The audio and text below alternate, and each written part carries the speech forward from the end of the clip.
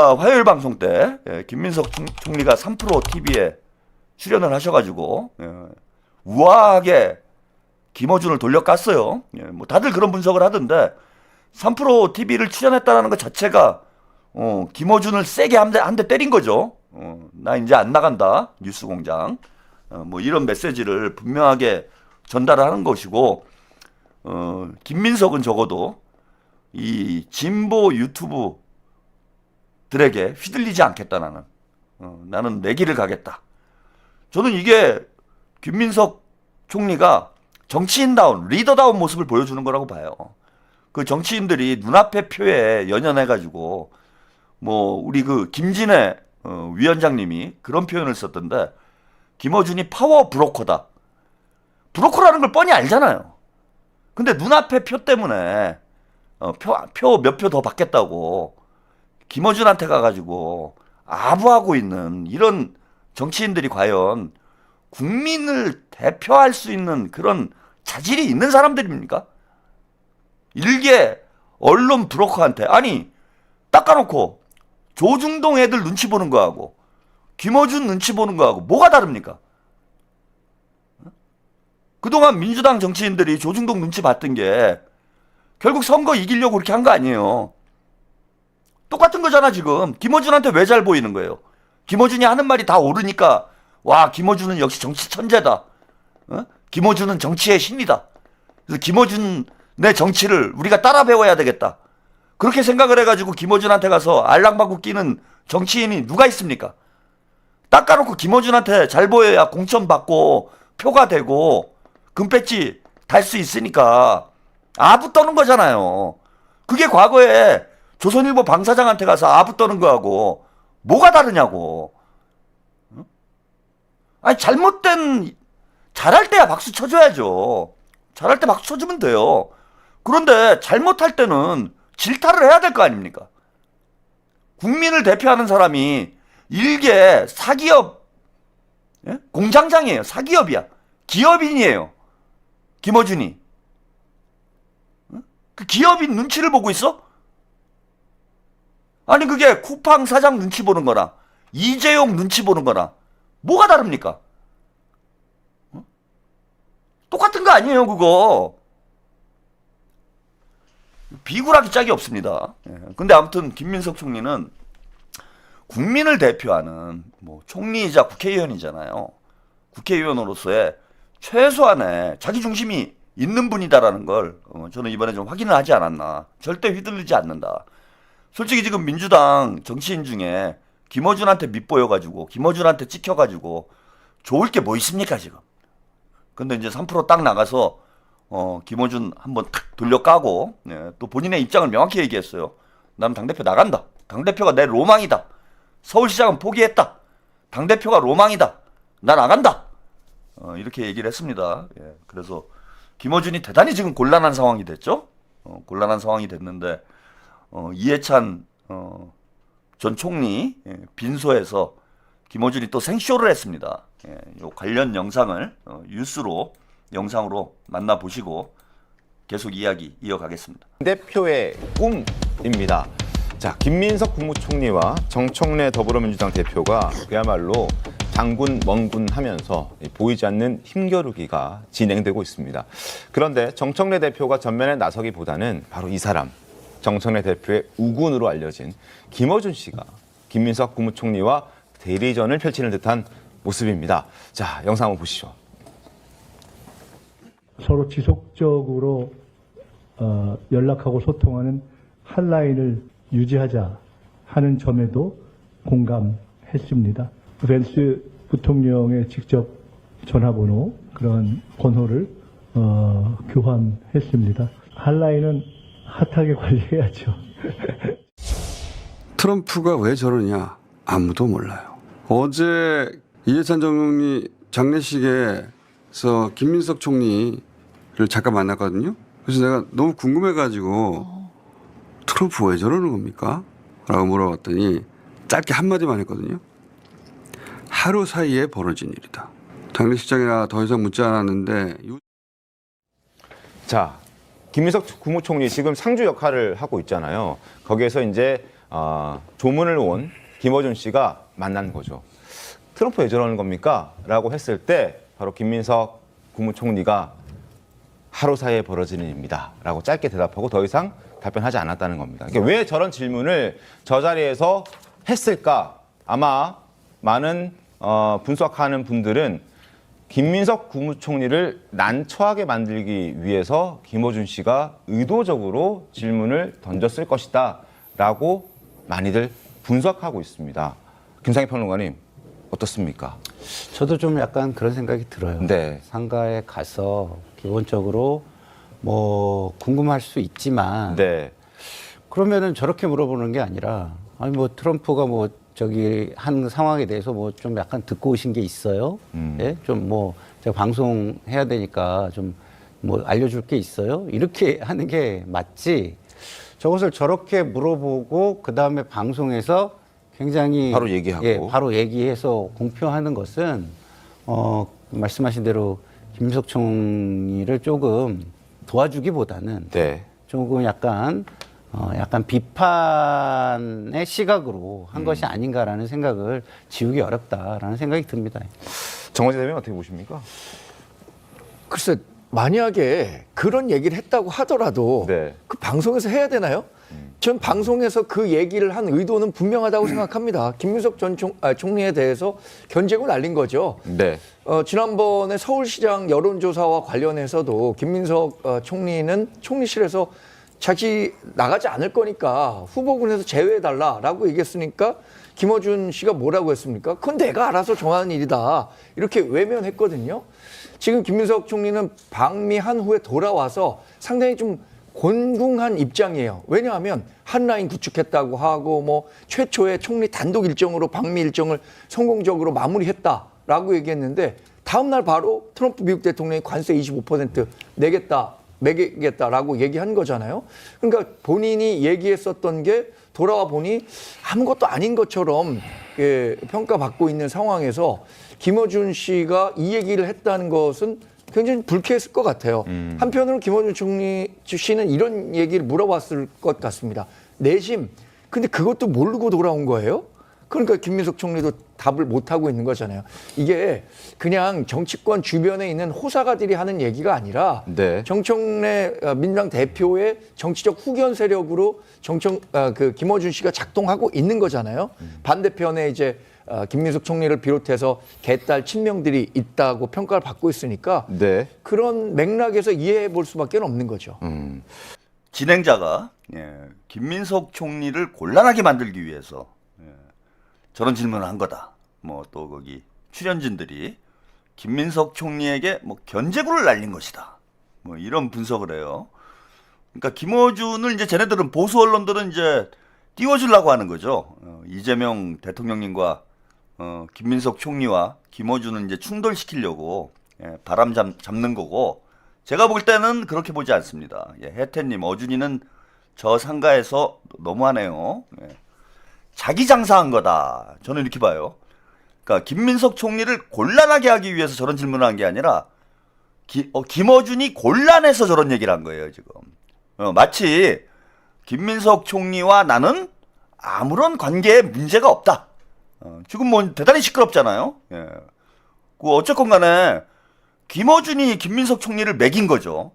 김민석 총리가 여러 차례 여론조사에 이름을 넣지 말아라. 이렇게 요청을 했음에도 불구하고 그걸 계속 무시해서 여론조사를 돌리고, 또 심지어는 내 맘이야. 뺄지 말지는 내가 결정할 거야. 내가 왕이야. 이따위 발언을 했어요. 당연히 이거는 정신이 있는 사람들이면은 이거 김어준이 도를 넘어섰네.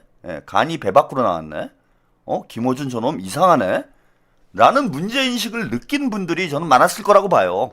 뭐 여전히 뉴스공장 시청률은 잘 나오지만은 여러분 보지 마세요. 정신건강에 해로워. 자꾸 감시하러 가서 보시는 분들, 또 채팅창에다가 뭘 써가지고 막 공격하기 위해서 보시는 분들이 있는데, 그거 뭐 20만 명 보는데 그 채팅창에다 뭐 쓴다고 그래서 뭐 김어준이 보겠어요? 아니면 털레반들이 그걸 보고 개가천선을 하겠습니까? 그 쓸데없는 일에 제가 볼 때는 시간 낭비하시는 거예요. 그 시간에 다른 거 하세요. 다른 거. 최한욱 TV만 보세요. 그래야 정신이 건강해져, 여러분. 그거 왜 자꾸 그 보이스 피싱을 하는 놈들도 나쁜 놈이지만은 그 보이스 피싱에 계속 걸리는 사람들도 그것도 문제가 있는 거예요. 그러지 않습니까? 주로 보시면 이제 어르신들이 보이스 피싱에 자꾸 걸리는데 그 이유가 뭐냐면은 본인들이 공부를 안 해서 그래요. 그러니까 온라인 문명에 새로운 문명에 본인이 적응을 못 하니까 자꾸 그 보이스피싱에 걸리는 거지. 그 젊은 사람들은 잘 안 걸리잖아. 주로 어르신들이 그러잖아요. 잘 모르는 분들. 그러니까 무지 때문에 결국은 보이스피싱에 걸린다는 거야. 아, 제가 말씀드렸지만은 김어준이랑 캄보디아 보이스피싱이랑 뭐가 다릅니까, 저게? 저기 사기치고 있는데. 예? 지금 이제 김민석 총리가 3% 나가고 뭐 이렇게 되니까 이제 시겁한 거죠, 김어준이. 제가 볼 때 시겁했어요. 그리고 지금 여론이 안 좋지. 무리수를 뒀다고 봐요. 제가 정청래나 김어준이나 조국이나 저는 이제 위기의식 때문에 지금 무리수를 두고 있다. 제가 이렇게 분석을 해드렸는데 본인이 생방송이니까 생각을 깊게 못 해보고 질러버렸어. 김민석 따위가 나한테 덤벼들어? 내가 왕인데? 내가 충정로 대통령인데? 대통령이 2명 있는 거잖아, 지금. 예? 청와대 대통령하고 충정로 대통령. 근데 김민석 총리는 총리잖아. 그러니까 총리는 대통령 미치잖아요. 그러니까 충정로 대통령 미친 거예요, 총리는. 나머지는 뭐 다 미친 거고. 그러니까 이놈이 간이 배 밖으로 나와갖고 지가 진짜 대통령인 줄 알고, 진짜 밤의 대통령인 줄 아는 거예요. 감히 총리 따위가, 나한테 반기를 들어? 3%를 내가 나와달라고 그렇게 얘기를 했는데, 미국 갔다 오면은, 나와달라고 섭외 요청을 했다고 본인이 얘기했잖아. 근데 김민석 총리가, 이것도 재밌어요. 예, 그것 때문에 또 기자들이 난리가 나기는 났는데, 원래 이제 기자 간담회가 예정이 돼 있었는데, 기자 간담회를 취소를 했어요. 그건 당연히 뭐 취소할 일이라고 봅니다. 이해찬, 총리의 그 장례식이 이제 진행되고 있고, 장례위원장을 맡고 있는데, 기자 간담회를 하는 건 좀 안 맞죠. 그래서 기자 간담회를 이제 취소를 했어요. 근데 취소를 했는데 3%를 나갔어. 김민석 총리가. 와, 셉니다. 우리, 예? 서울구치소 때 동기 아니에요. 이 서울구치소가 진짜 애국의 요람이에요. 애국의 요람. 그래서 남자가 큰일 하려면 감옥 한 번쯤은 갔다 와야 됩니다. 예? 물론 자범으로 가면 안 되고 정치범으로 가야죠. 우리 서울대보다 서울구치소 동기가 더 세요. 우리 감옥 한 번 갔다 온 사람들은 배는 게 없어. 그냥 둘 다 매겨버린 거예요. 어찌 보면은 뭐 의도적으로 그런 건 아니겠지만은 김민석 총리가 재래식 언론도 매겨버리고 김어준이도 매겨버리고 난 내 맘이야. 나 3% 갈 거야. 와, 이러니까 이제 살 떨리지 김어준이. 예? 게다가 여론 안 좋죠. 그 진짜 털레반들 빼놓고는 다들 이번에 문제인식을 느꼈을 거야. 저는 뭐 몇 년 동안 지금 김어준 앞으로 좀 조심해야 된다. 제가 김어준을 견제할 만한 그런 채널을 키워야 된다는 얘기를 정말 수도 없이 했잖아요. 예. 근데 사실 대통령님께서도 이 문제와 관련해서는 조금 소극적이셨다고 생각을 해, 저는. 그래서 뭐 누구보다도 뉴미디어 정치를 잘하시는 분이지만 본인 채널을 키우시는 데는 성공을 했는데 이게 대통령이 되시니까 이제 유튜브 방송을 하는 게 한계가 있잖아요. 그래서 저는 이제 김어준을 견제할 만한 경쟁 채널을 하나쯤은 키워놨어야 된다. 최욱이 좀 그런 역할을 하면 좋은데 최욱은 정치를 너무 몰라요. 그게 좀 단점이야. 그러니까 어쨌건 연예인인 거지. 지네 MC죠, MC.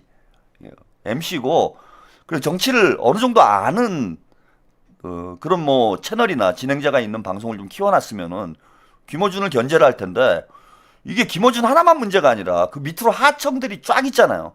심지어는 최욱이도 가만히 보면은 김어준 하청할 때가 대부분이에요. 80%는 김어준을 따라가고 한 20% 정도만 다른 얘기를 해. 좀 다른 결의 얘기를 해요. 그러니 이게 견제가 안 되는 거예요. 완전 독주를 하고 있는 거지. 그래 이제 이게 큰 문제가 되지 않았습니까? 김어준이 완전히 권력화돼가지고 뭐 당 대표를 좌지우지하고 총리를 개무시하고 그 언젠간 이게 큰 문제가 될 것이다라고 이제 뉴미디어 정치 시대가 열렸기 때문에 유튜브 정치 시대가 왔기 때문에 유튜버들의 정치적 영향력이 절대적으로 커질 수밖에 없어요. 점점. 근데 이제는 어찌 보면 대통령도 감당을 할 수 없는, 총리도 감당을 할 수 없는 수준으로 권력화돼 버린 거지. 그래서 아마도 저는 대통령님도 그렇고 김민석 총리도 그렇고 이 문제에 대해서 심각한 문제 인식을 좀 느끼고 있으실 거라고 봐요. 그리고 아마 대책을 고민하실 거다. 그 대책 중에 이제 가장 큰 거는 이제 대통령께서 직접 언급을 하시는 거죠.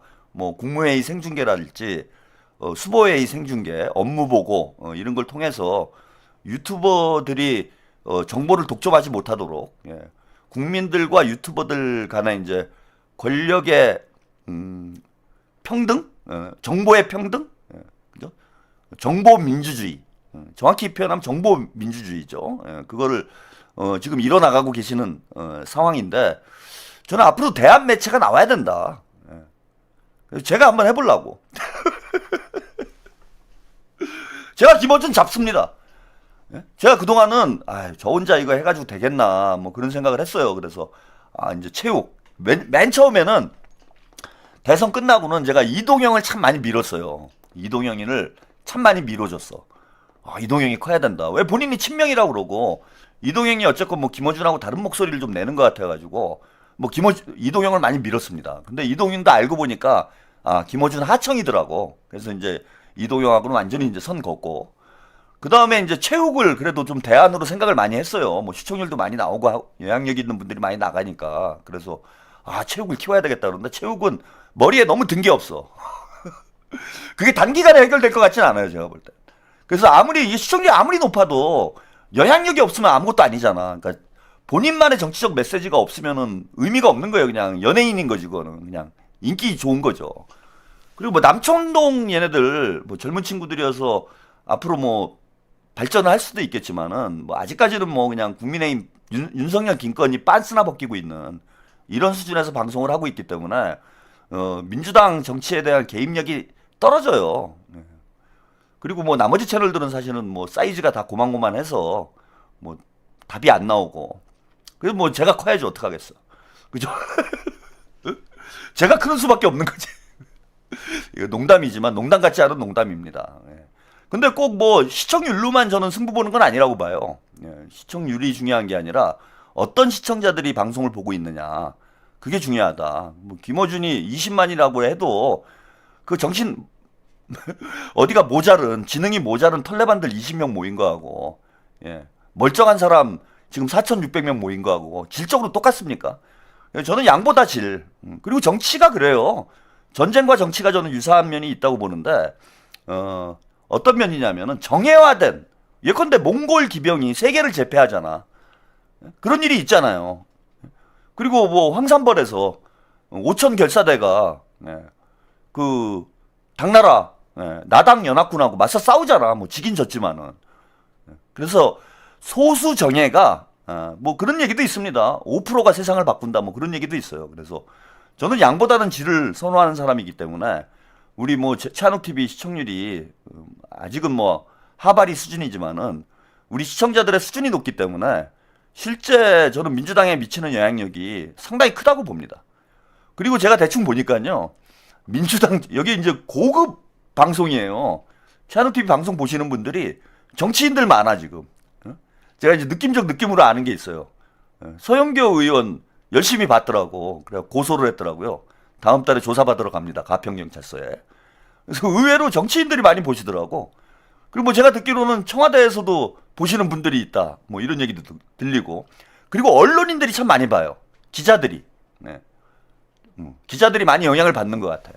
왜냐하면 기자들이 여의도 가서 취재한다고 민주당 내부 상황을 잘 알기가 어렵거든. 예. 그 정치인들이 속내를 얘기합니까? FDSA님.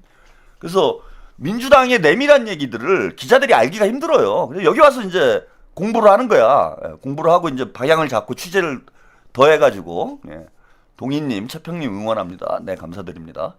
그런 기자들도 꽤 많은 걸로 제가 알고 있습니다. 예. 그래서 저는 뭐 질보단 양보단 질이다. 충분히 싸울 수 있다 생각합니다. 그리고 이번에 이제 다음 당대표 선거까지 전면전이잖아요. 누가 이기나 한번 보세요. 김어준이 이기면은 정청래나 조국이 당대표가 되겠죠. 20만 유튜버가 센지 5만 유튜버가 센지 여러분 한번 당대표 선거 결과로 여러분들이 결론을 내려주세요. 누가 이기나. 저는 제가 이긴다고 확신을 하고 있어요. 정치는 머릿수로 하는 거 아니에요. 머리로 하는 거지. 머릿수로 하는 거 아닙니다. 아니 그 뭐 당나라 백만대군이 있으면 뭐합니까? 정예화된 몽골 기병이 더 세죠. 그래서 김어준이 저보다 뭐 머릿수는 뭐 몇백 배 많은지 모르겠지만은 지능은 제가 몇백 배 높아요. 김어준보다. 그건 제가 자신 있어. 그래서 머릿수는 김어준이 많아도 머리는 제가 더 좋기 때문에 저는 충분히 뭐 5만 가지고도 대적이 가능하다고 봅니다. 앞으로 6개월 동안 여러분들이 한번 지켜보세요. 누가 이기게 되나. 그리고 벌써 이렇게 헛발질 하잖아요. 제가 헛발질 하는 거 봤습니까, 여러분? 근데 김어준이 감히 김민석 총리의 코털을 건드려? 김민석이 그냥 넘어갈까요? 김민석 총리가? 제가 볼 때는 김민석 총리가 어떤 생각을 하고 있는지는 모르겠는데 앞으로 김민석 총리가 당대표 선거 끝나기 전까지는 뉴스공장 나가시면 안 돼요. 이건 좀 조언을 해드리고 싶어요. 뉴스공장 절대 나가시면 안 된다. 김민석 총리. 왜 안 되냐 하면은 레거시 미디어에서 김민석도 김어준의 무릎 꿇었다. 이런 프레임을 만들어요. 김민석도 김어준에게 잘 보일 수밖에 없다. 그러니까 본인의 의도와 상관없이 나는 그냥 방송에 나갔을 뿐인데도 지금 이 구도가 이미 프레임 만들어졌기 때문에 친문과 친명의 대결 구도, 정청래와 김민석의 당권 경쟁 구도라는 게 만들어져 버렸기 때문에 본인의 의도와 상관없이 뉴스공장에 나가게 되면은 김민석도 김어준의 눈치를 본다. 이런 프레임이 만들어질 수밖에 없어. 그렇게 되면은 김어준의 스피커 영향력이 더 커지게 됩니다. 더 커지게 되면은 당대표 경선 때 대단히 어려워져요. 지금은 확실히 김민석이 김어준을 눌렀다. 김어준이 아무리 날뛰어봐야 김민석을 이길 수는 없다. 그리고 김민석과 김어준 친문과 친명이 가는 길은 다르다. 이걸 명확히 보여주는 게 김민석 총리에게 저는 더 유익하다고 봅니다. 그래서 아무리 뭐 선거 때 표가 급하셔도 거기 어차피 털레반들 그 김민석 총리 찍어줄 사람도 없어요. 그냥 매불쇼나 3프로 TV 나가세요. 그걸로 충분하다. 이렇게 보이고요. 이제 제가 아까 말씀드린 친명과 친문 구도가 이제 그 재래식 언론에서도 일반적으로 얘기가 나오고 있어요. 요거 박원석 전 의원 인터뷰를 한번 보시죠.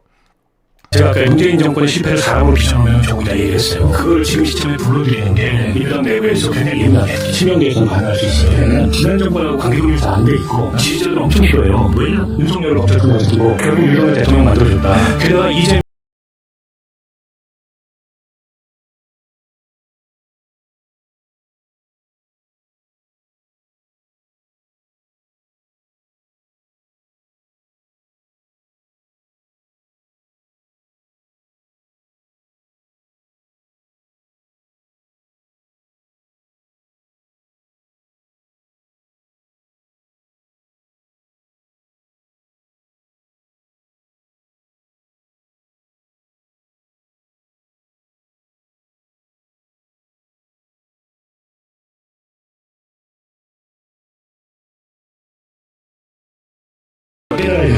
제가 아까 문재인 정권의 실패를 사람